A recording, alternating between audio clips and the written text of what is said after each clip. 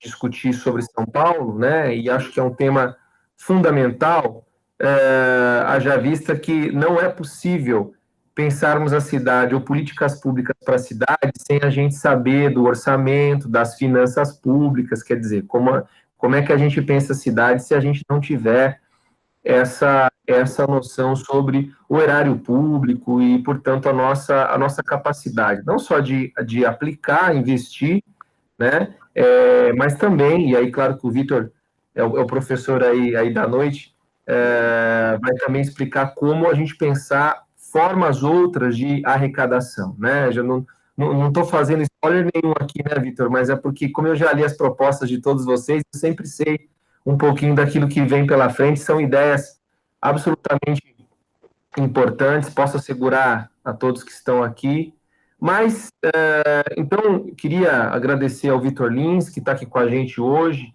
né, ele, portanto, coordena esse GT que nós temos específico sobre finanças públicas, né, e sobre, portanto, finanças, orçamento, e só uma pequena observação aqui, na semana passada, infelizmente, a doutora Débora teve um imprevisto, ela não pôde estar conosco aqui, ela pediu desculpas, enfim, essas coisas acontecem, ela por ser médica, vocês devem imaginar a loucura que é, plantões, etc. Então, é nossa companheira e vale a pena registrar isso. Então, não pôde estar conosco, a gente está aventando uma outra data, tão logo a gente consiga fechar com ela, a gente já publica também. Então, a ideia é que falássemos sobre saúde na quinta-feira passada, a gente não conseguiu falar, tá? Então, fica dado esse recado. Neto, quer fazer uma introdução com a gente aqui também? Não, é só dar uma boa noite a todos e a todas e parabenizar esses que estão sempre presentes assistindo e hoje, em especial, um assunto dos mais importantes, que todo mundo traz propostas e o Vitor traz hoje aqui a apresentação das fontes de receita da cidade e algumas propostas para aumentar a arrecadação ou ter ver como gerenciar, porque a previsão de arrecadação para o próximo ano ela é um pouco assustadora na redução da arrecadação da prefeitura. Então, será muito importante, muito valioso para os pré-candidatos ou assessorias que vieram assistir, porque começa a visualizar as possibilidades de implementação das propostas que nós queremos fazer. Certo, Vitinho? Então, palavra com vocês. Maravilha, Neto, obrigado. Já vou passar, já vou encaminhar aqui para o Vitor, só vou observar, enfim, de novo, eu sempre acabo, talvez, fazendo essa minha saída não muito educada, porém necessária, porque eu tenho aula às 8h10, então, enfim, já fica aqui registrado que a nossa companheira Bárbara, que está aqui comigo, enfim, a Bárbara tem feito um trabalho fundamental com a gente, junto à Fundação Leonel Brizola, Alberto Pasqualini, ela, o Jean, enfim, que está aí com a gente sempre, ela vai tocar, então, claro, eu fico com vocês aqui até às 8h, mas na sequência a Bárbara toca os trabalhos por aqui, tá certo? Então, obrigado a todo mundo que está sempre com a gente aí, bem-vindo para quem está chegando agora, e Vitor, com você. Beleza. Olá, boa noite, meu áudio está liberado, não tá? Tá joia, então já vou aqui colocar minha apresentação aqui na janela.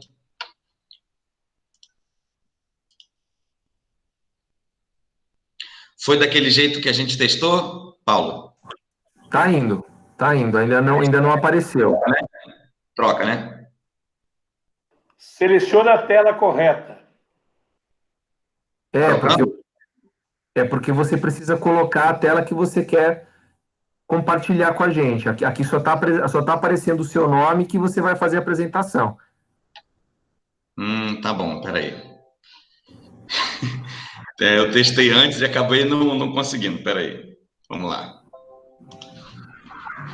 É o mesmo esquema que você fez.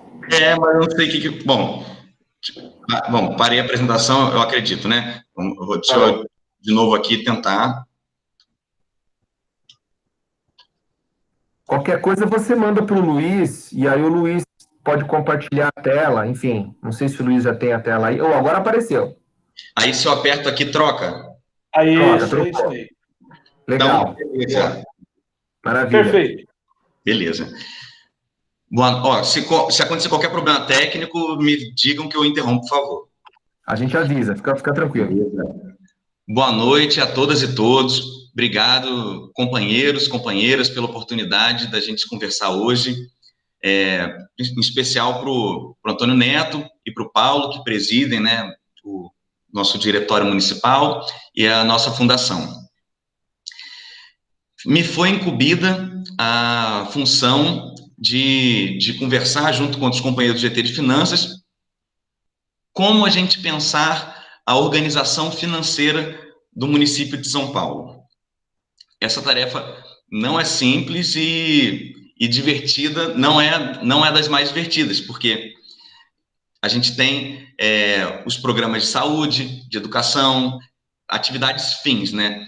A gente aqui vai ser um papo sobre como alocar dinheiro, como sobrar dinheiro, como fazer para a gente ter o dinheiro para resolver os problemas. Então, a gente vai falar menos sobre a resolução dos problemas da cidade, mas precisamos passar por isso.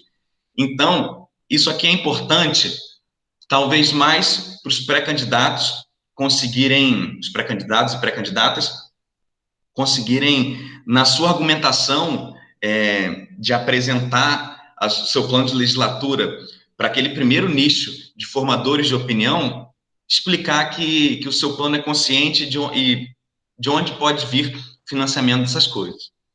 Vamos lá, o primeiro quadro nosso é esse aqui, São Paulo Trabalhista, e o tema de hoje é finanças públicas. Primeiro, eu vou explicar o que é finanças públicas. É o campo da economia que trata sobre o pagamento de atividades coletivas e governamentais, assim como com a administração e o desempenho dessas atividades. Então, na verdade, é a gestão de caixa. É bem isso.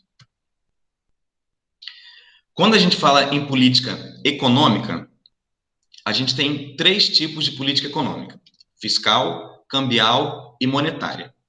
Política fiscal é como que o Estado gasta e arrecada o dinheiro, de onde ele tira e em que ele gasta. Isso é a política fiscal. Política cambial são todas as medidas que vão fazer ser dada uma relação entre o nosso poder de compra da moeda real comparada com as outras. Isso é muito importante para importações, exportações, e ver como que as empresas vêm para o país ou saem dele. 3 é política monetária, que é o controle da quantidade de moeda que tem aqui disponível. Então, taxa de juros, a inflação, essas são questões típicas de uma conversa monetária. A soma dos 3 dá política macroeconômica.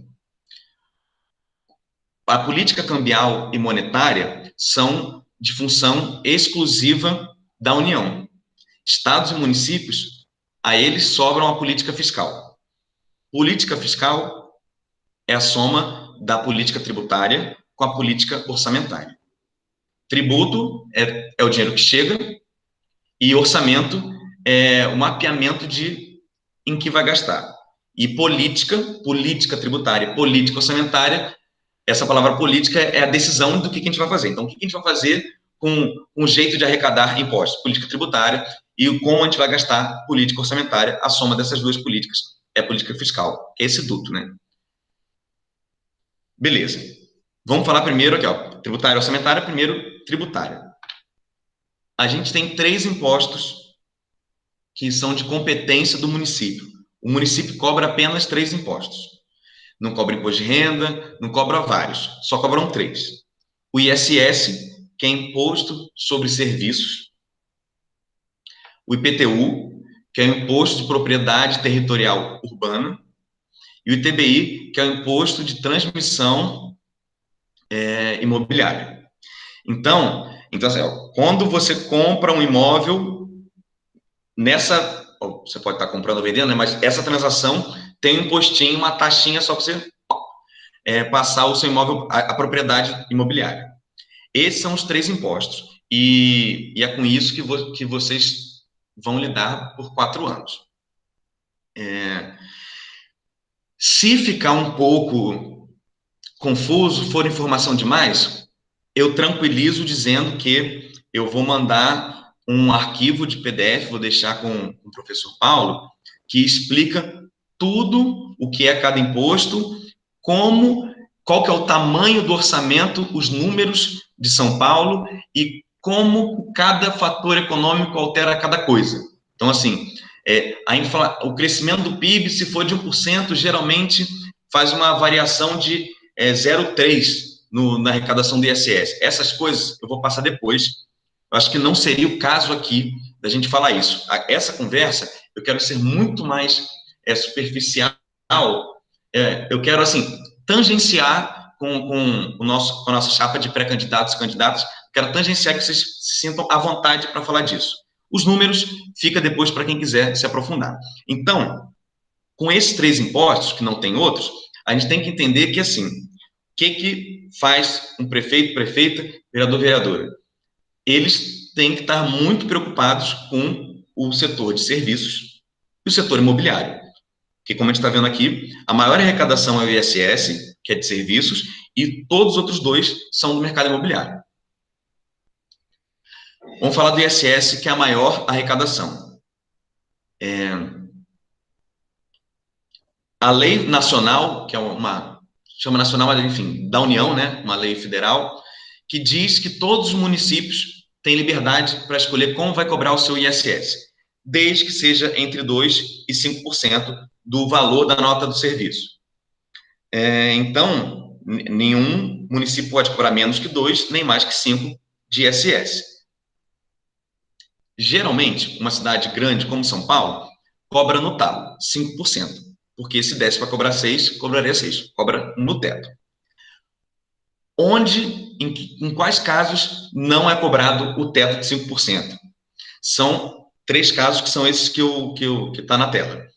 Guerra fiscal. Guerra fiscal é quando uma atividade empresarial não depende do local de funcionamento para prestar o serviço. Então, por exemplo, uma agência que oferece serviço de pesquisa e desenvolvimento, ela pode atender o cliente de São Paulo de qualquer cidade. Então, quando é assim, há um terreno fértil para a guerra fiscal, que é o estímulo, o não estímulo que as prefeituras têm de cobrar o teto, porque sabe que se você, que outro pode cobrar menos, e aí o dinheiro vai para lá. O investimento, né, o capital vai para lá. E aí eu cobro menos, então geralmente as pessoas vão para o poço.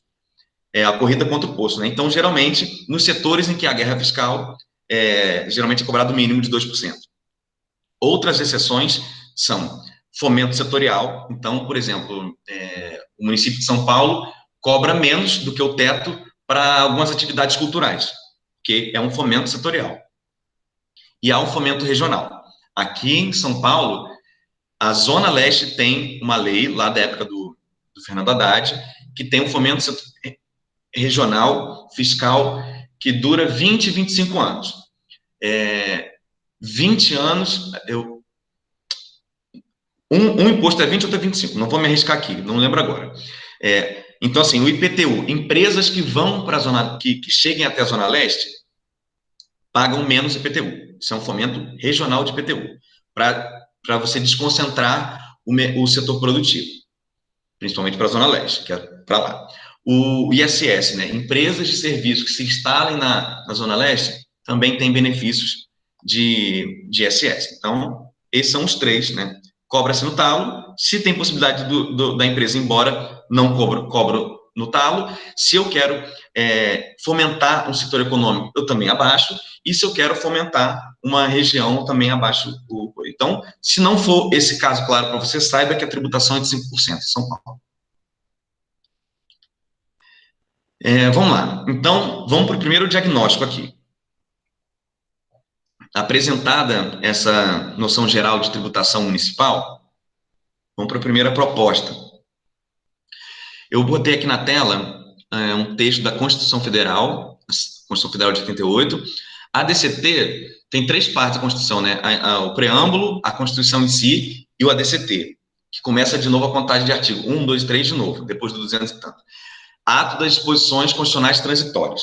Então, lá no ADCT tem o artigo 82, que fala assim: os estados, o Distrito Federal e os municípios devem instituir fundos de combate à pobreza, com os recursos de que trata este artigo e outros que vierem a destinar, devendo os referidos fundos ser geridos por entidades controladoras. Beleza. O que eu sublinhei? Município deve instituir fundo de combate à pobreza. Fundo de combate à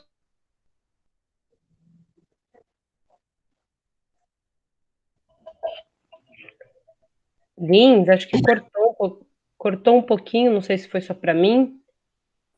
Municípios devem instituir fundos. Cortou para mim também, Fábio. Tá bom. Bom, vocês conseguem enxergar? Eu estou querendo frisar essa parte sublinhada, né? Os municípios, a Constituição manda os municípios instituírem fundos de combate à pobreza. Vitor, desculpa, uma sugestão é você tirar a sua imagem e ficar só a sua voz, pode ser também. Porque daí você continua a compartilhar a tela, mas a sua imagem, a sua câmera você desliga. Tá. Eu interrompi a apresentação, né? Basta fazer assim ou bota aquele tela inteira? Não, você mantém como estava. Bastava você tirar só a sua imagem, porque daí corta menos. Tá bom.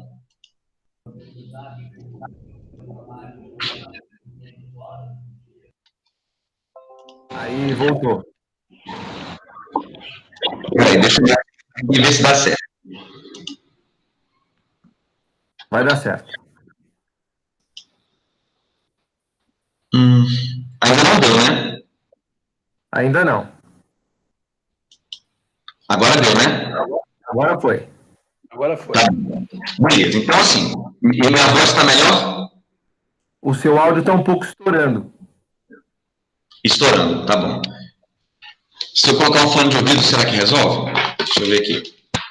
Peraí. Como fica agora, Paulo? Ficou ótimo. Tá bom, beleza. Então, vamos lá. Os municípios devem instituir fundos de combate à pobreza. A Constituição está mandando isso. E aí o ponto é que nenhum município no Brasil respeitou isso. Você vê que nesse artigo 82, diz que os estados também devem fazer. E todos os estados já fizeram. São Paulo tem o Fundo Estadual de Combate à Pobreza. O município de São Paulo não tem, assim como nenhum outro município aqui no país.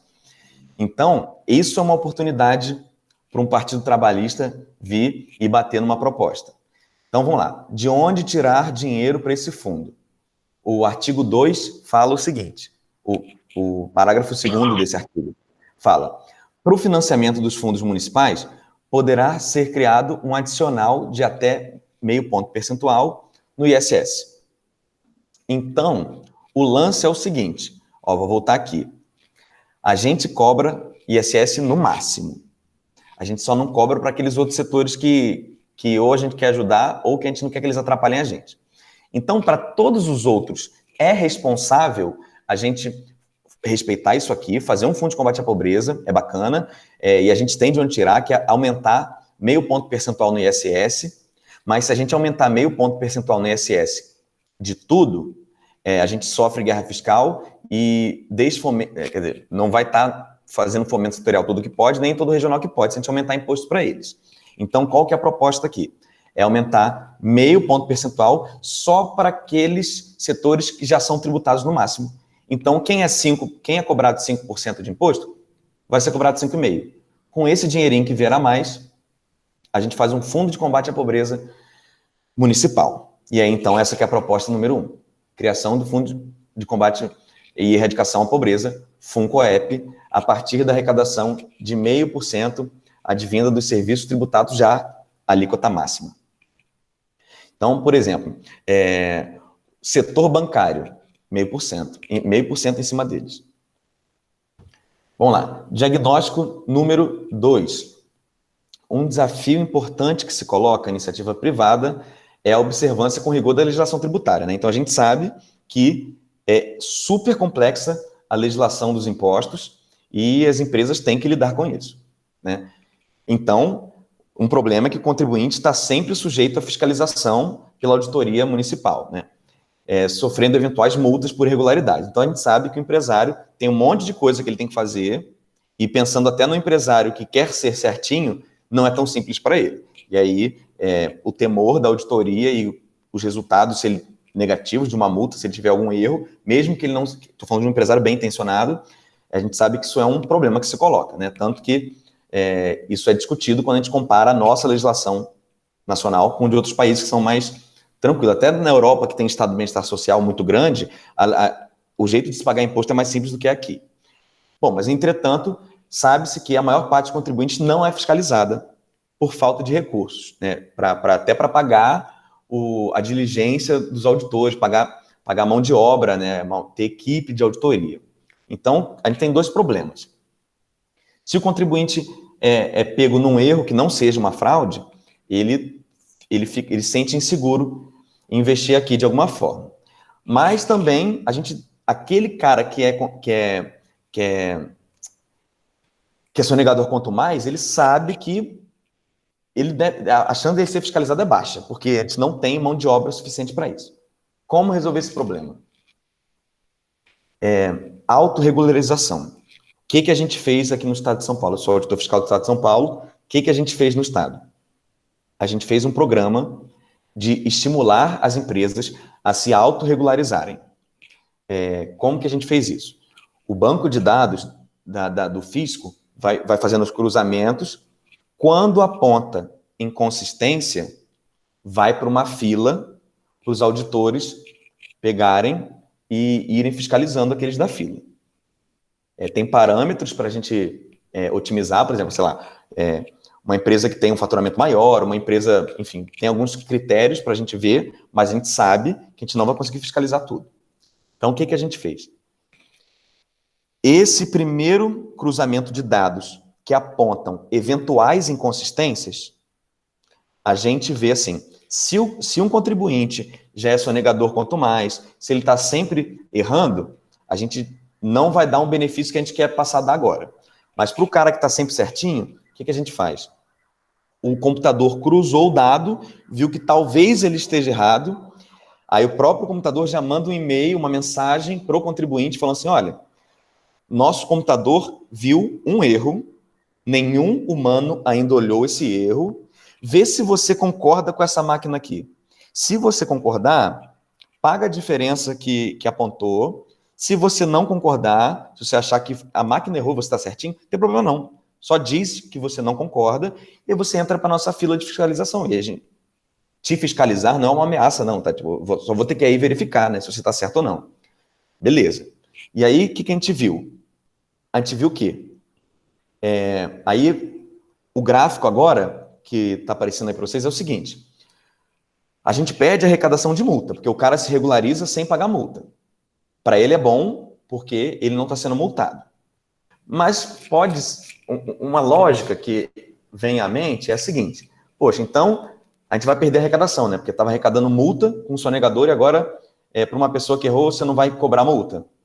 Não, porque a gente viu que, apesar da gente multar menos pessoas, pensando no ponto de vista arrecadatório, apesar da gente multar menos pessoas, as denúncias espontâneas mais que compensaram. Então, vê aí o gráfico laranja, que você vê que muita gente pagou o imposto certinho e não caiu tanto o azul, que são as multas. Isso é o argumento arrecadatório. Pelo ponto de vista do argumento sei lá, vamos chamar de segurança jurídica, capacidade de atrair investimento, nem se fala que essa medida de autorregularização é só muito boa. Então, assim, esse benefício não é para ser dado para qualquer contribuinte. O lance é que, hoje em dia, a gente trata o sonegador como um contribuinte normal e um contribuinte normal como um sonegador.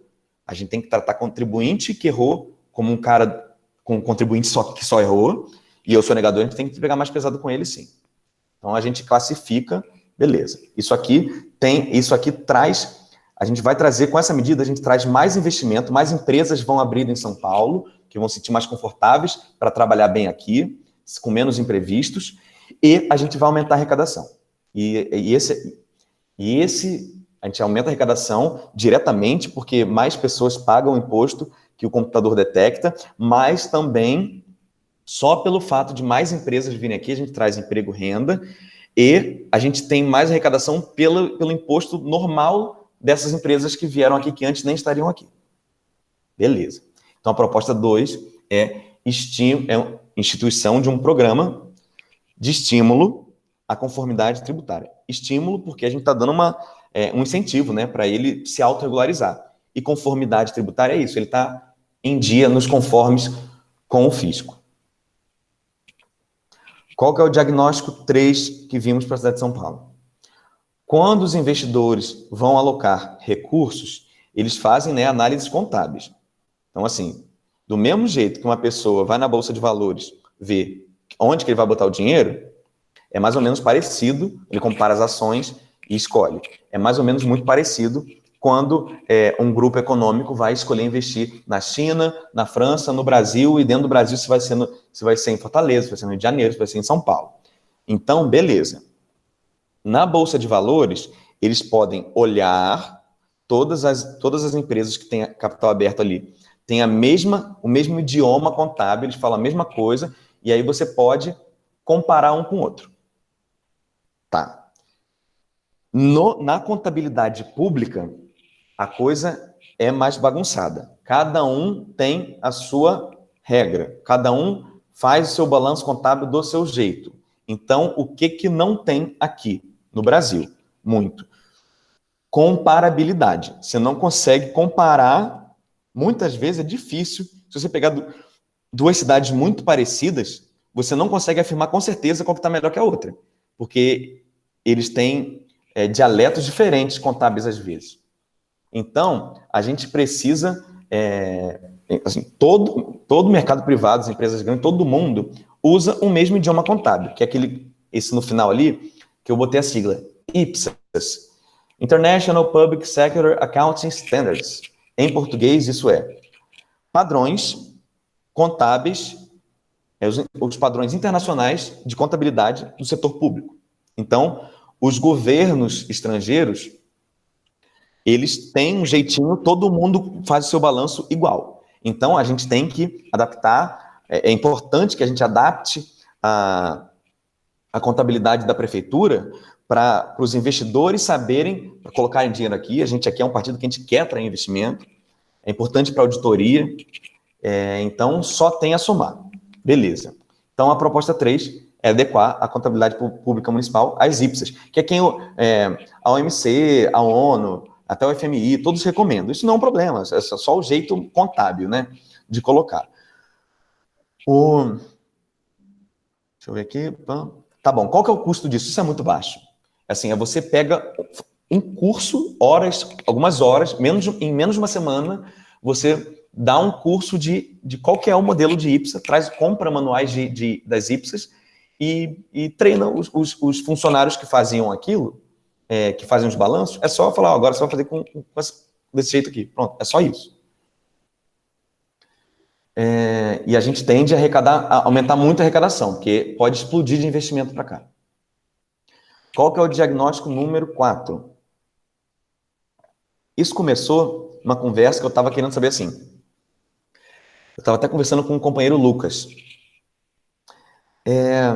A gente tem a impressão, provavelmente muito acertada, né? Muito acertada, que a periferia é esquecida pelo poder público, né? Isso é claro. Mas eu queria ver, assim, em qual medida, qual que é o número desse esquecimento da prefeitura, porque eu quero que a prefeitura não se esqueça mais. Então, assim, quanto a prefeitura de São Paulo gasta com cada habitante? Eu queria fazer uma conta e ver, por exemplo, que o cara do Itaim Bibi, um habitante do Itaim Bibi recebe, em orçamento diluído, tantos reais da prefeitura por ano. E o cara lá do Itaim Paulista, muito menos. Eu queria saber qual que é essa medida. Começamos lá. Como que a gente começa a fazer isso? Você pega lá, tem a subprefeitura, beleza. Então e ele é público. Então eu peguei o orçamento da subprefeitura e dividi pelo número de habitantes. O primeiro colocado, aquele que gasta mais, não me surpreendeu, pronto. Era Pinheiros mesmo. R$ 144,25 por habitante ano. Então, a cada ano, a subprefeitura de Pinheiros gasta com cada habitante dali R$ 144,29. E o último é Capela do Socorro, que gasta R$ 86,00 R$1,79. Isso pareceu muito pouco de cara, né? Não é possível que a prefeitura gaste assim R$144 por habitante, e esse é o habitante que mais ganha. E aí a gente foi vendo qual que é o problema. Primeiro, que isso aqui é só de subprefeitura. Então, assim, o hospital da região nem está, né, nessa conta de subprefeitura, né? O colégio está na Secretaria de Educação, não está na subprefeitura. Então, assim, primeiro, subprefeitura não é o orçamento inteiro, e segundo, que a própria subsecretaria dá o gasto agregado. A subsecretaria inteira gastou tanto. Só que, por exemplo, a subprefeitura da Moca tem Moca, Tatuapé e Aricanduva. Então, assim, eu tenho um gasto médio dessa região que é muito grande, ainda não enxerga várias especificidades. Então, qual que é a medida que eu acho sensacional para a gente conseguir resolver isso? Isso é uma proposta de um professor de orçamento, que ele vem defendendo isso há um tempo, que é o seguinte: na hora de fazer o lançamento contábil de cada coisa, tipo, fazer a licitação de papel higiênico para a escola da Secretaria de Educação, em cada gasto, você aumenta uma linha no cadastro dessa linha contábil e diz o CEP de onde está indo. Só isso. Coloca o CEP. Então, por CEP, a gente consegue filtrar tudo com TI depois, né? Antônio Neto que eu diga. Tudo. Sabe certinho isso aqui. Então, se eu souber o gasto todinho, papel higiênico, hora aula de professor, a hora do médico, do enfermeiro, de tudo, eu posso, ao final do primeiro ano, e a gente vai ter 4, ao final do primeiro ano, eu posso puxar o filtro por CEP, saber certinho, na cidade inteira, o que está indo para, quanto está indo para onde, e eu posso fazer um planejamento já para o ano seguinte, para eu tentar mitigar essas desigualdades, e no ano que vem de novo, e no limite, até começar a inverter e gastar mais com a periferia, até a gente atingir o mesmo patamar de bem-estar. Então, qual que é o lance aqui? Botar o CEP não custa quase nada. Se a gente for ver, vai ser poucos minutos a mais. Vamos colocar de um jeito para todo mundo entender, né? Seriam poucas horas extras a mais para os funcionários que cadastram isso para a gente conseguir fazer. E a primeira aula de administração é a seguinte: quem não mede, não planeja. Então, se a gente quer planejar, se a gente aqui quer ser o gestor, a gente tem que fazer isso, para a gente poder saber quanto que a gente gasta com cada paulistano. Cada paulistano e cada migrante, como eu mesmo sou o migrante. Então, você vê que aquele que se disse gestor não fez isso. Quem vai fazer é a gente. Então, a proposta 4 é uma saída simples e sem custo financeiro ao tempo do empenho da despesa, né, que é quando a gente está cadastrando, indicar o CEP, só isso, na descrição do lançamento orçamentário. Isso permitirá, no momento seguinte, fazer uma filtragem do orçamento municipal por região, de modo que o gestor poderá se valer de dados objetivos para enfrentar as desigualdades regionais dentro do município. Beleza, essas são nossas 4 propostas, puramente de finanças. Então, a gente vê que a gente foram 4. Uma bem, digamos assim, do público-alvo, bem do ímpeto progressista, que é fazer um fundo de combate à pobreza.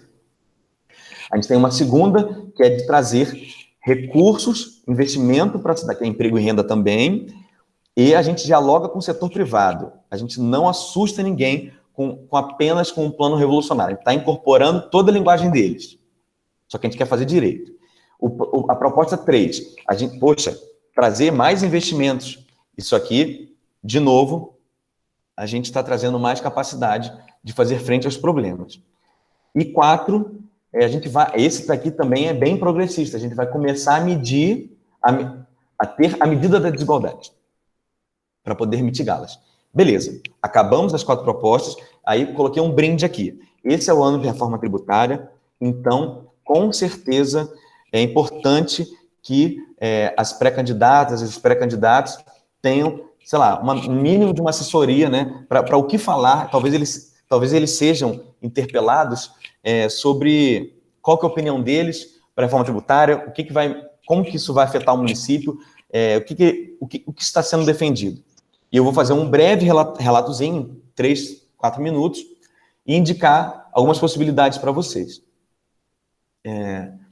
São 4 reformas tributárias. Aqui elas estão mais ou menos na ordem cronológica. A primeira é a PEC 45, que eu botei aqui, PEC 45, API é o sobrenome do economista, é o economista que formulou o ideal dela, e ela é uma reforma tributária que mexe apenas nos tributos sobre consumo. Todo o nosso sistema tributário tem impostos que o nome dele é a base tributária, que é sempre uma medida de riqueza. Então, tem imposto sobre renda, consumo, patrimônio. Você vê que a gente não tem imposto sobre tocar música no violão. Isso não faria sentido algum. É sobre riqueza. Então, essa PEC 45, ela muda apenas a tributação sobre consumo. Então, ela é muito superficial. Ela é aquela coisa, ela vai simplificar e vai ser bom para o empresário, mas ela não vai resolver as desigualdades, então ela não é estruturante, e é só o bypass, de novo, que esse governo possa dar para a gente. A PEC 110, essa sim é do economista Rauli, Luiz Carlos Rauli, e ela é mais estruturante. Ela mexe na tributação sobre herança, ela começa a cobrar IPVA de jatinho e iate, que hoje é isento, e reduz os tributos que caem em cima de combustível e ônibus, combustível de ônibus, porque a gente sabe que os menos favorecidos são justamente aqueles que mais usam transporte coletivo, tanto para a sua vida pessoal, quanto no custo embutido da sua contratação profissional, né? Se você está falando de um assalariado, a gente sabe que ali, nessa faixa, vai importar muito o transporte dele para o patrão formular o preço líquido para remunerar o funcionário. Então, a PEC 110 é melhor para a gente defender do que a 45. Então, a 45 tem que dizer, ela é superficial, é só para empresário, não resolve os problemas do país. A PEC 110, ela começa a resolver vários problemas, sim. A reforma tributária solidária é a ideal. Essa aqui vem grandes fortunas, vem tudo. Então, vale a pena dar uma buscada e conhecer mais. Então, assim, o diferencial dela é que ela pega grandes fortunas. Todas essas 3 que eu falei podem representar ameaças ao município, porque elas conversam sobre o pacto federativo e a gente não está muito claro qual que vai ser o resultado final desse novo acordo. O Simplifica Já, ela é uma reforma tributária que pensando no ponto de vista municipal, ela é que mais conserva o município. Então, provavelmente, essa é a bandeira que mais fica alinhada com o município. Ela tem um problema. O nome dela é Simplifica Já, e é bem isso que ela faz mesmo. Ela não é estruturante, mas ela também não é o bypass que a PEC 45 primeira dá, não. Por mais incrível que pareça, esse Simplifica Já foi feito por progressistas, mas a decisão de não discutir tanto assim a desigualdade nesse contexto é o seguinte, o argumento deles não me parece ser inteligente discutir estruturas no governo Bolsonaro com Guedes lá. Então, talvez seja importante a gente fazer alguma coisa que aumente emprego e renda, deixando claro que tem coisa para resolver depois, e a gente fazer assim que esse governo sair. Porque a PEC 45, ela meio que tenta dizer que resolveu tudo. O Simplifica Já é a única que disse que não. Eu não estou resolvendo tudo e eu estou escolhendo isso. Bom, então, para uma pré-candidatura à vereança municipal, as 2 mais interessantes a se pensar, e é uma decisão pessoal de cada um, são as 2 últimas. A reforma tributária solidária, porque é ideal, e o Simplifica Já, porque ela é possível e não atrapalha o município. Eu não tenho uma recomendação, isso é para cada um. Eu deixo aqui como achar as 2. A reforma tributária solidária, você pesquise no Google desse jeito aqui, ó. Emenda na comissão EMC, número 178/2019 da PEC 45. Então, se você copiar isso aqui e colar lá, você acha. Você vai poder lê-la. O Simplifica Já, você pode achar no site dele, simplificajá.org.br. Falamos de 4 propostas. falamos de uma mini assessoria, assim, um mini parâmetro da reforma tributária que vai acontecer no meio da eleição. E estou terminando um pouquinho antes, beleza, fechamos aqui, ó, obriga 12. Beleza, encerro aqui, estou já até fechando aqui para eu voltar com a minha carinha. Muito bom, eu estava de digitar perguntas que eu vou deixar aqui para você pensar. É mais ou menos aqueles meninos que tocam a campainha e saem correndo, bate na porta e sai correndo. Eu vou deixar para você 3 perguntas aqui. Quero ouvir os outros companheiros também. O Neto fez uma aí a você agora, Vitor, ó, sobre o IPTR. Tem uma aqui marcada já. Peraí, acho que é para eu ver. Pode dizer, Paulo, desculpa, eu abri o chat aqui. Eu digo, nesse meio tempo eu termino de digitar minha última questão e deixo para você. Beleza. Tá bom. Então, vou lendo aqui as perguntas. Tá certo. Vamos lá. Então, a primeira pergunta. Se eu pular alguma pergunta, podem me cortar e me chamar atenção. Bom, beleza. O Neto trouxe, né? E o ITR, que é o Imposto de Propriedade Rural, não é isso, Neto? Isso que você quer saber, né? Os ruralistas, beleza. A cidade de São Paulo não tem. Bacana. O ITR, ele é um absurdo. A gente vive num país mesmo que a gente até tem a piada na política, né? Que no Congresso Nacional tem 3 tipos de gente só. Ruralista, o filho do ruralista e alguém que não é nem o ruralista nem o filho do ruralista, mas é alguém financiado pelo ruralista. Então você vê que toda a nossa política de fomento setorial, de juros, tudo é só para o ruralista. A gente esquece a indústria, está matando o serviço nessa reforma tributária, só pensa em rural, e rural não paga nem custo, paga nem terra paga. A arrecadação nacional, toda a arrecadação rural no país dá mais ou menos a metade do IPTU de São Paulo, só dessa cidade. Esse é o nível do absurdo que a gente está transformando nosso país numa fazenda, né? Apesar disso, qual que é a regra do ITR? O ITR é um imposto federal. Então, assim, a União que escolhe fazer ITR ou não.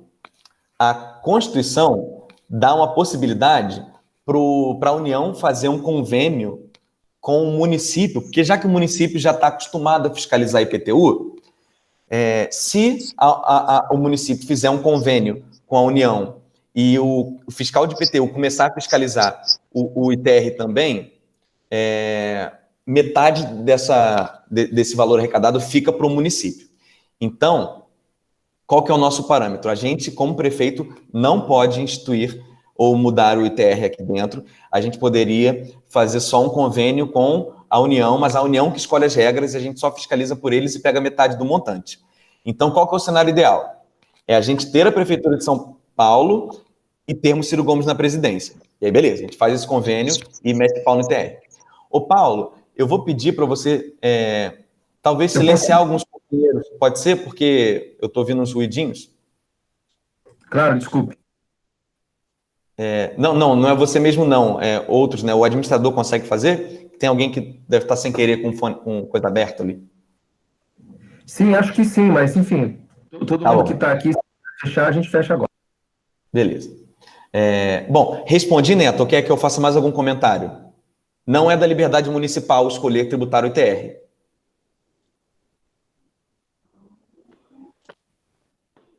Perfeito, é isso mesmo. É que a gente vê exatamente essa grande fazenda, já foi uma discussão feita pelo Ciro sobre isso.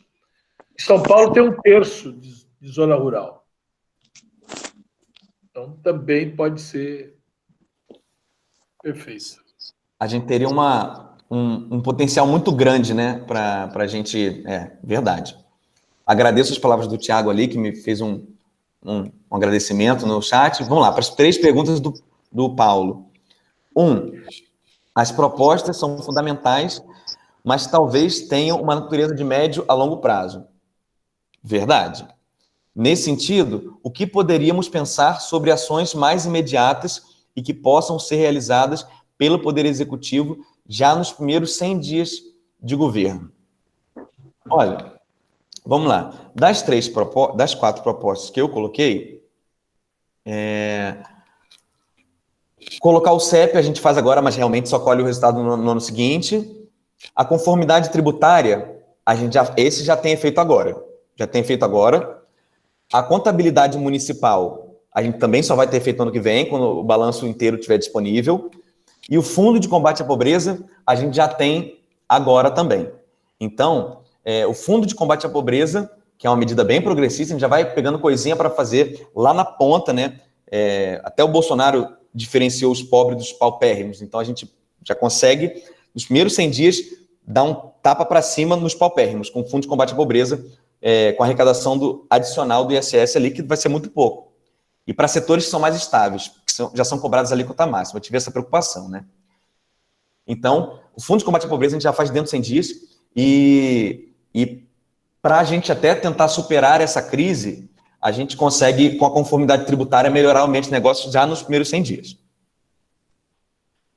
Considero respondida Beleza. 2.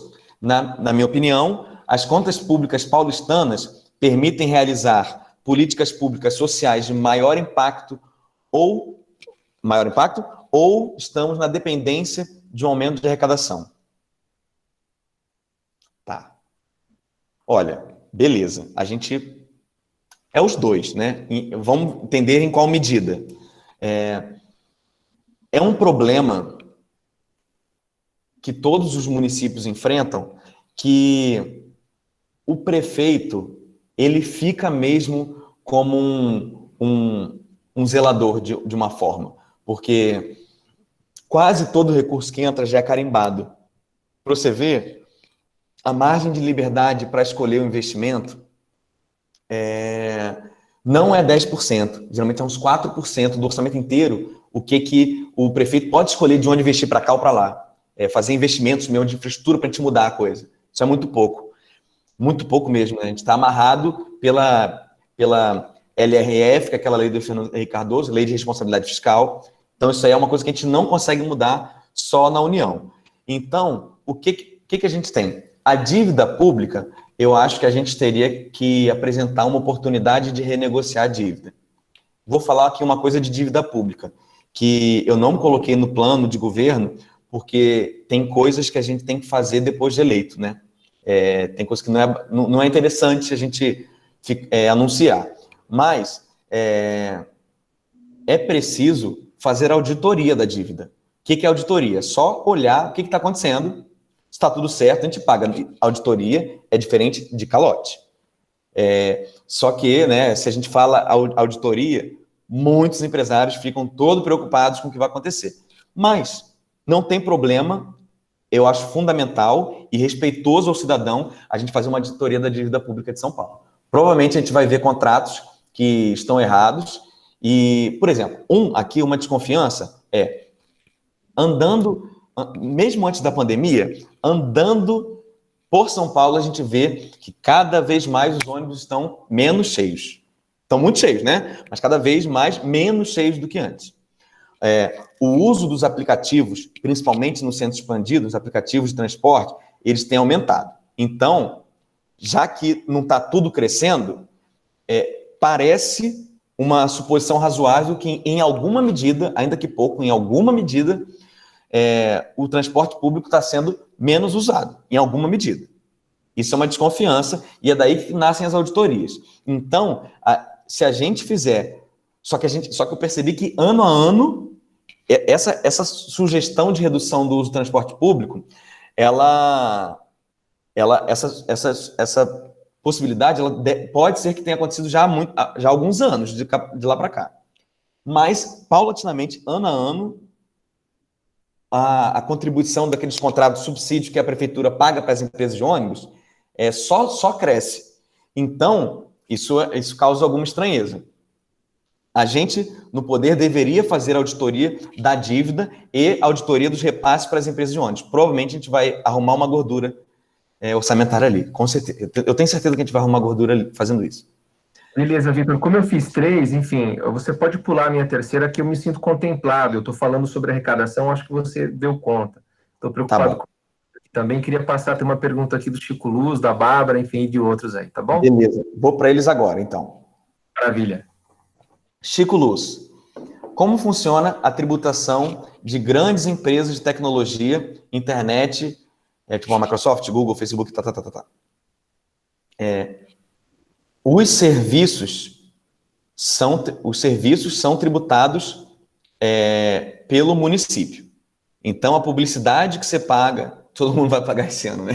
A publicidade no Facebook, isso é tributado pelo município. A internet, a telecomunicação é tributada pelo Estado. E a tributação sobre a internet é 4%. Há uma discussão de que talvez não seja, por mais que esses conglomerados econômicos tenham uma arrecadação muito grande, talvez há especialistas da tributação que não achem que seja interessante aumentar a tributação desses segmentos. Porque a internet, você encareceria muito os menos favorecidos, que têm, em parte, sua cidadania cada vez aumentada com a inclusão na internet. Então, funciona assim. Os serviços são tributados pelo município, telecomunicação pelo Estado. E dei aqui uma opinião, né? uma discussão. Se depois o Chico quiser, que eu achar que eu não respondi, pode comentar ali que eu vou. Bárbara, Lins, na sua opinião, quais são os caminhos para fazer política fiscal progressiva no município? Beleza. Então, vamos lá. A gente tem 3 impostos. ISS, então a gente... Beleza. ISS. A gente tem que reduzir o imposto de construção civil nas áreas nas áreas menos favorecidas. Você barateia o custo de habitação lá. Beleza, IPTU. Com IPTU, você deve fazer o IPTU progressivo. Você já fala assim, ó, se você tem um imóvel parado só especulando, você vai ter alíquotas maiores. Esse é porque, assim, a gente tem um problema no país, por isso que a gente vive um país em que a eleição presidencial é tão importante, todo mundo se engaja. Porque a gente tem um Estado quase que unitário, todo o poder é concentrado muito em Brasília. 60% da arrecadação toda da carga tributária é da União, 60%. O resto é dividido entre município e Estado. Então, eles que decidem o lance. Então, grande fortuna, faz ou não a União. Decisão, imposto sobre transação financeira é da União. Imposto de renda é da União. Tudo que importa, quase tudo que importa é da União. Os estímulos produtivos, tá? Quase tudo da União. A gente fica muito pouco atado, mas a gente pode baixar IPTU, a gente pode até fazer uma transferência de renda fazendo um IPTU negativo, assim. Você até ganha um certo bônus em regiões menos favorecidas. Você reduz o custo de habitação ali. Você bota IPTU progressivo para especulador, você reduz o ISS de construção civil na perifa, e você aumenta o ISS bancário. E você, eventualmente, pode pensar em escalonar isso por tamanho de contrato bancário. Dá para construir isso. Beleza. Obrigada. Valeu, Bárbara. Jonas, beleza. Jonas, boa noite. Ele perguntou, como é dividido por área de necessidade da comunidade, como é dividido por área de necessidade da comunidade os impostos? Qual percentual é destinado a quê? Beleza. Minha mãe, por exemplo, quando ela está dirigindo, ela adora reclamar que uma pessoa que está no meio da faixa, ela fala assim, pô, o cara não paga 2 IPVA porque está usando 2 faixas. Eu estou usando esse exemplo da minha mãe para dizer assim, ó, não está correto isso que minha mãe fala, porque o IPVA, apesar dele ser cobrado por carro, ele não tem um destino para gastar com mobilidade urbana. Todos os impostos não têm uma destinação. A Constituição proíbe destinação de imposto. Proíbe. Então, você não pode fazer imposto carimbado para tal coisa. Os impostos, eu até brinquei que não há imposto sobre tocar violão. Há imposto sobre riquezas, né? imposto de renda, imposto de fortuna, imposto de PVA, que é propriedade. Então, assim, o nome dos impostos, eles são apenas tentativas do poder público em mapear parâmetros que apontem riqueza. Então, se você tem um carro, se tem uma renda, se a gente cobrasse tudo imposto de renda e só, a gente podia ter, assim, uma pessoa... Não, se você cobrasse tudo em PVA, você podia ter uma pessoa que ganha pouco, mas tem um carrão, e outra que escolheu não ter carrão, então, mas tem uma renda alta, então ela fugiria. É por isso que a gente tributa um pouquinho de tudo. Então, assim, os impostos são só para a gente tentar mapeando quem tem dinheiro. É só isso. Não tem destinação, então, tá? Se o Jonas achar que eu não consegui responder ele bem, pode reperguntar.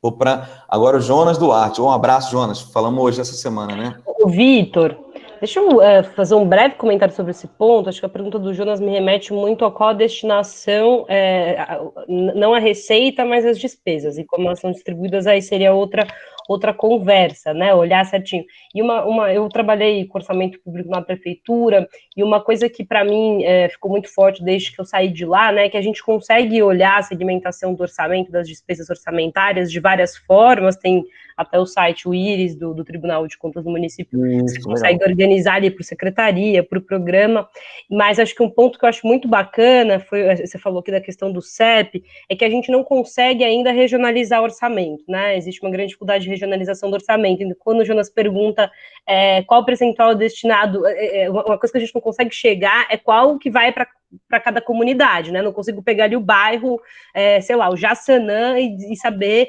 quanto é destinado ao Jaçanã e segmentar dentro do universo Jaçanã o que está indo para o quê. Essa falta de regionalização do orçamento, a meu ver, ainda é uma questão, né? Então, não sei se era um pouco por aí também. Então, olha, se for assim, eu respondo ao Jonas, né? Ao Jonas Piscirilo, né? Jonas, qual que é a destinação por comunidade? Jonas, a gente não sabe, e esse é um grande problema, inclusive uma proposta nossa é resolver esse problema. Depois de um ano de prefeitura nossa, a gente vai saber. Jonas Duarte, o prefeito não teria liberdade de vetar projetos não adequados ao município e priorizar investimentos em necessidades especiais para o povo? Não muito. A margem de liberdade do prefeito não é grande. Não é grande, não. E porque isso foi um problema histórico. Não estou entrando no mérito de como deve ser daqui para frente, mas hoje em dia o orçamento é todo amarradinho, o prefeito, assim como o governador e o presidente, tem muito pouca liberdade com base no seu apelo decidido pelo seu parlamento no ano anterior.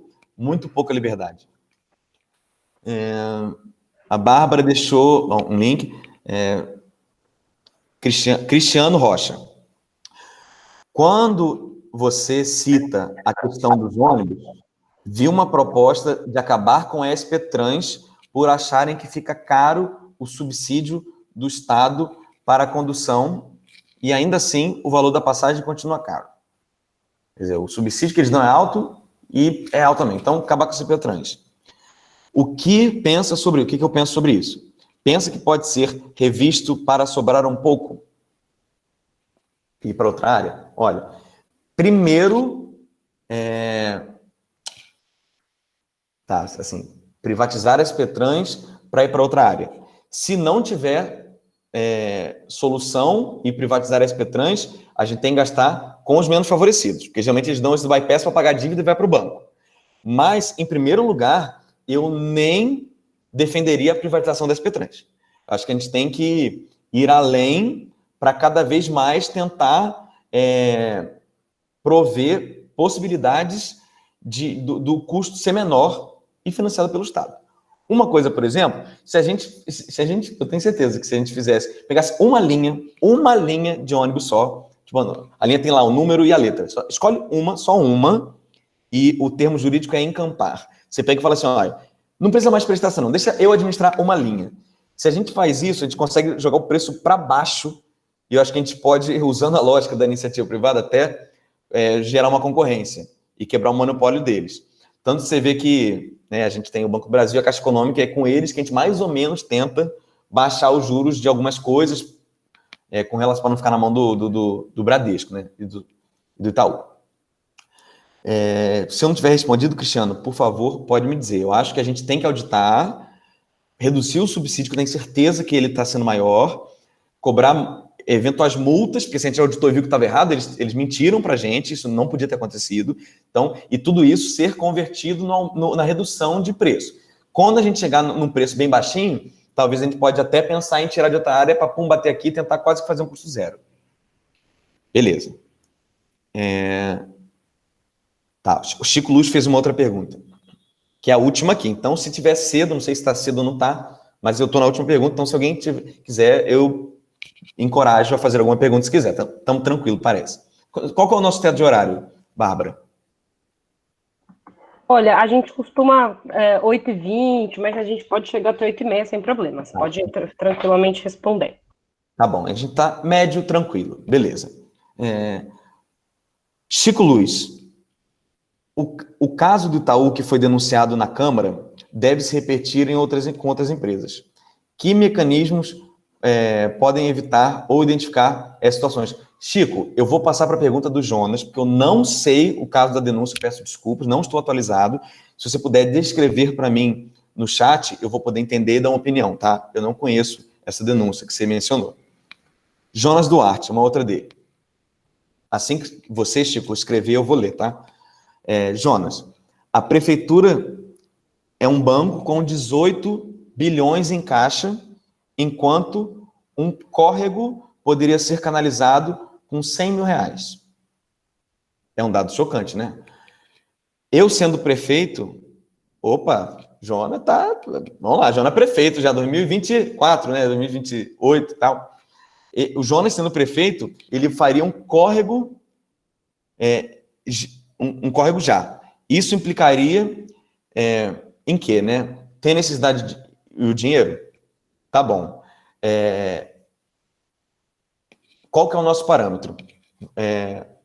Eu dei um dado há pouco que eu vou fazer o link com o que você me perguntou.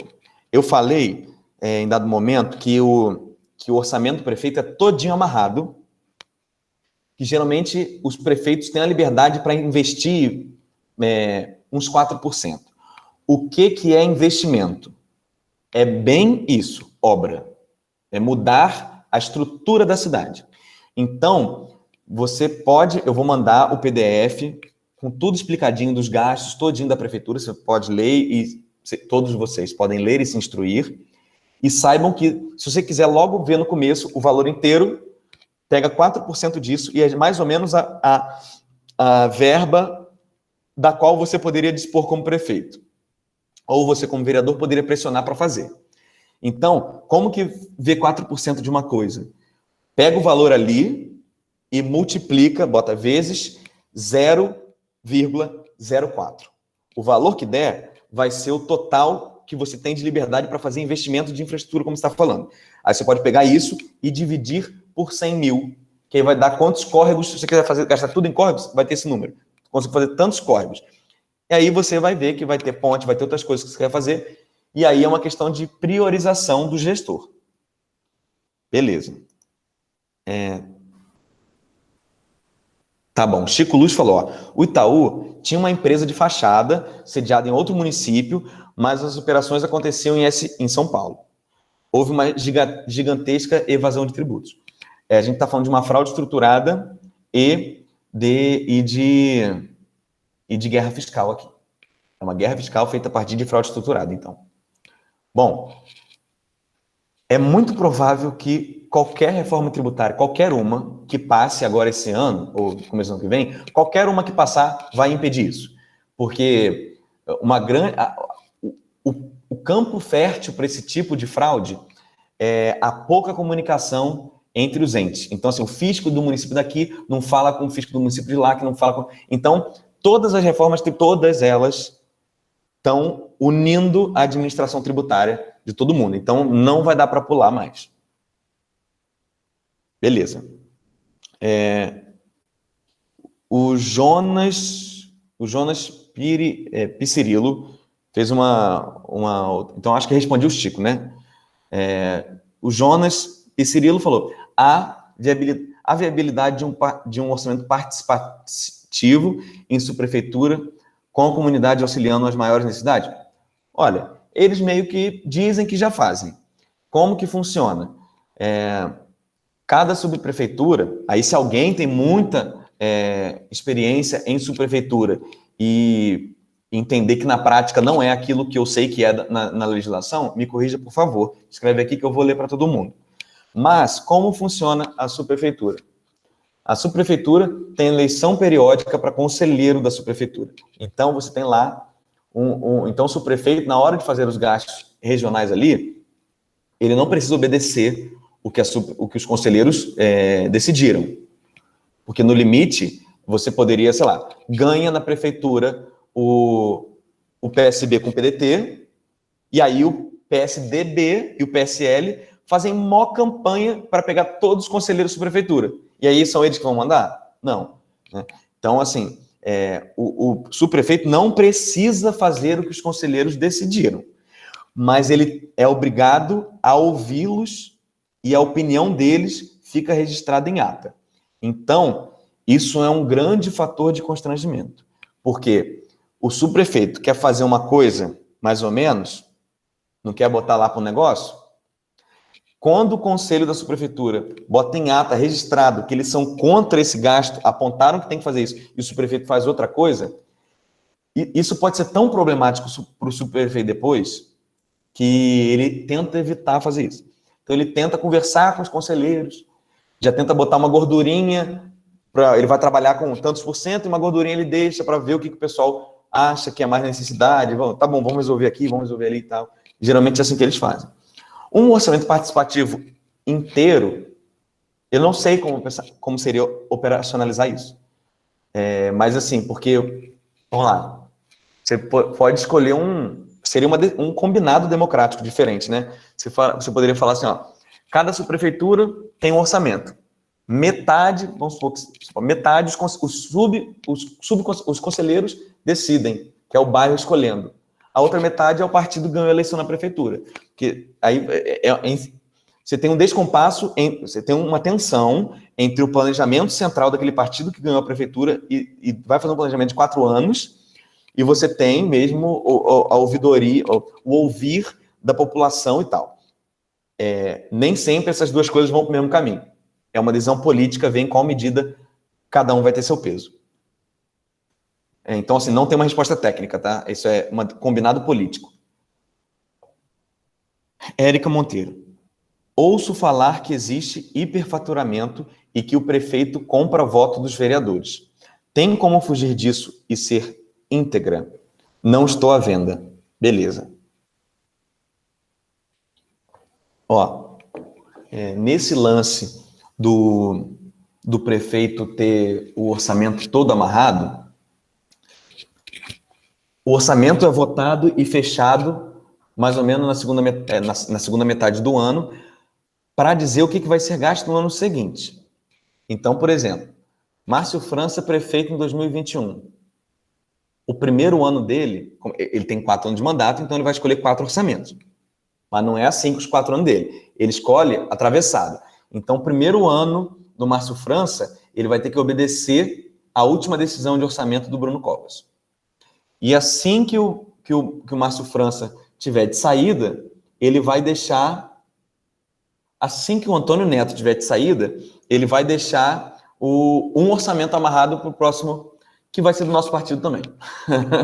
Porque quando a gente mostrar para a população do que a gente é capaz de fazer com ideia, exemplo, militância, né?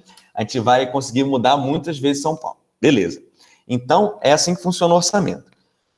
Mas tem uma liberdade para alterar no meio do jogo a regra. Tipo, uma emergência é uma coisa. Como há liberdade, o que os prefeitos fazem? Vou pegar essa liberdade. Vamos lá. Isso aqui é o orçamento e uma mão é a liberdade. Então, é assim, eu tenho isso aqui de liberdade. Vou usar parte da minha liberdade para o que eu quero mesmo, e parte da minha liberdade eu vou abrir mão dela e vou negociar com o parlamento. Por quê? Porque eu tenho isso para entregar para o parlamento, para o vereador dizer, quero gaste aqui, gasta aqui. E o prefeito sabe que o vereador gostaria de escolher alguns gastos para ele poder defender a população que elegeu ele, e o vereador sabe que o prefeito precisa dos vereadores para aprovar os projetos que ele colocar para votação. Então, geralmente, a base governista e o Centrão recebem aquilo chamado de emendas parlamentares. Na hora de fazer essa costurinha da margem de liberdade que o prefeito tem, ele fala assim, vou emendar, vou costurar aqui, e você, parlamentar, você quer que gaste, tantos, $500 mil. Como você acha que deveria gastar $500 mil? Quero ouvir você. O que você falar, eu vou apontar. Você me indica. E aí quando é assim, esse vereador teve uma emenda parlamentar de $500 mil. É assim que funciona.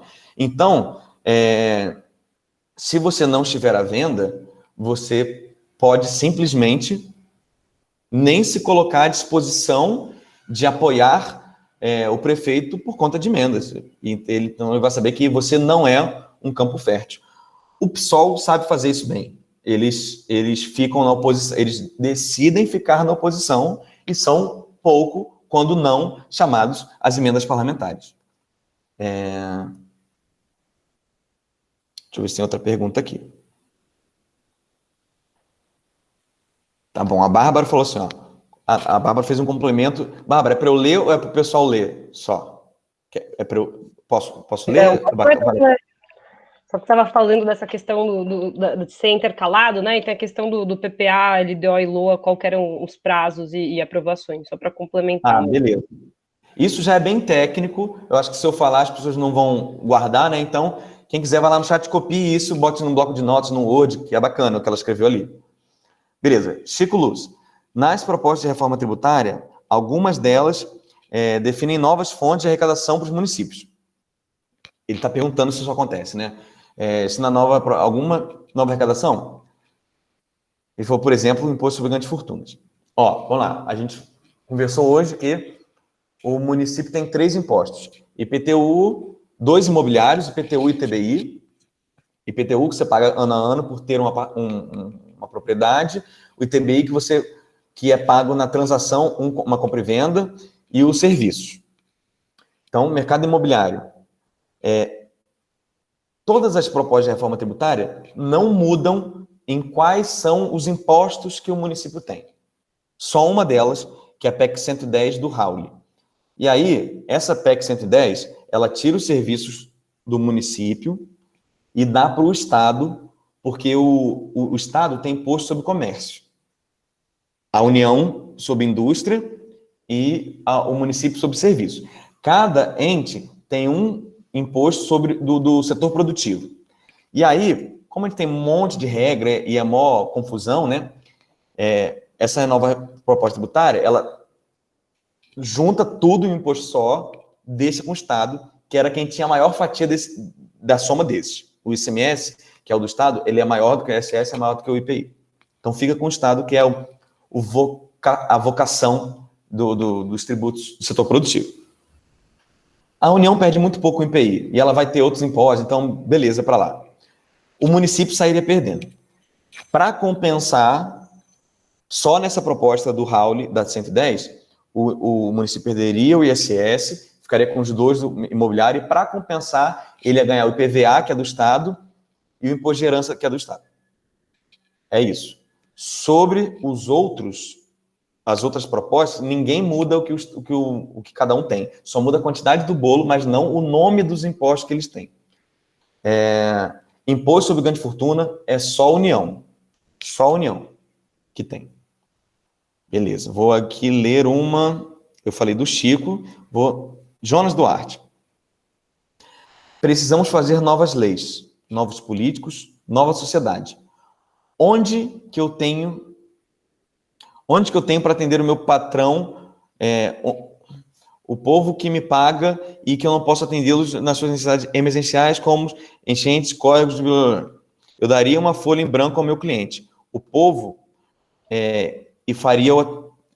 o povo dele, que é o cliente, ele faria atendimento e ele pergunta se ele estaria infringindo alguma lei, se o patrão do povo está sendo... Olha, eu entendi que você quer... não decidir, você quer que o seu eleitor decida com você ou por você aquilo que você vai direcionar para o que gastar. Você poderia, Jonas, até abrir aqui no áudio mesmo, se você conseguir, e me explicar no ponto que você está querendo, para a gente ver se é possível?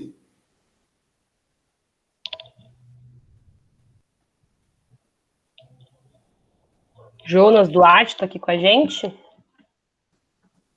Porque do jeito que porque o que o Jonas perguntou tem algumas margens de interpretação e eu queria ser certeiro no que ele perguntou. Então eu vou aguardar ele. Eu só quero dizer se posso definir impostos desde que o povo aprove. Quer dizer, está aí uma utopia política da coisa. Você disse quais são os impostos que a gente tem aí. São os 3, 2 imobiliários e 1 de serviço. Não entra nisso. E ele caiu também. Lins, você aqui só a guardiã do tempo e pedir para a gente tentar fazer o encerramento aqui até as 8h30 para também não avançar no tempo, mas eu primeiro queria te agradecer, não só por ter feito uma apresentação de um tema tão árduo, de forma, acho que muito clara, né, e enfim, trazendo para a gente os principais pontos de recomendação, como também ter sido o próprio mestre de cerimônias e estar ali buscando no chat, enfim, acho que foi incrível, você fala com uma velocidade rápida, mas com muita clareza, então você conseguiu fazer um bate-bola incrível, eu pelo menos gostei muito, assim, parabéns mesmo, acho que foi um tema, você vê que todo mundo que estava desde o início continua, acho que só agora que alguém caiu, tirando o Paulo, então está todo mundo muito interessado, depois vamos cobrar como fundação, por que não tinham mais pré-candidatos aqui, porque esse é um tema, é difícil priorizar os GTs, porque todos os GTs, claro, têm importância, mas ele seria o primeiro de todos, porque a gente precisa falar de orçamento quando a gente fala de qualquer coisa, então a gente precisa entender estrutura tributária e entender receita e despesas no orçamento, então acho que foi brilhante, obrigada mesmo, e se quiser fazer alguma fala final ou algum ponto que tenha ficado solto aí na conversa. Beleza, a gente deu só. Obrigado por tudo que você falou, fiquei bastante feliz. Obrigado por esse feedback.